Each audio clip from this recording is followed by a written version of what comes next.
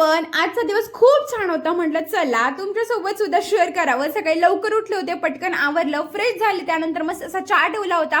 उन्हाळा किती वाढला ना तरी मला चहा लागतोच. मस्त असं चहा आणि बिस्किट खाऊन घेतलं, कारण सकाळी सकाळी भूक पण जास्त लागत असते आणि लगेचच उन्हाळ्यामुळे ना पाणी जास्त प्यावं लागतं ना, त्यामुळे मी लगेच फ्रीजमध्ये ना बॉटल सेट करून घेतल्या होत्या, कारण थंड पाणी लागतंच.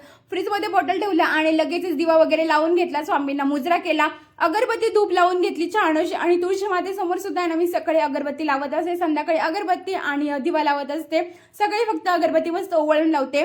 त्यानंतर आहे ना काही शूट केलं नाही, लक्षातच राहिलं नाही. मग दिवसभर असे शांत होते, मोबाईलमध्येच बघणं चालू होतं. म्हटलं चला आता शूट करूया इव्हिनिंगच्या टाइमला. दिवसभराचे भांडे मी तसेच ठेवले होते, मला खूप कंटाळा येतो जास्त भांडे असले की. इव्हिनिंगच्या टाइमलाच मी घासायला घेतले होते छान असे.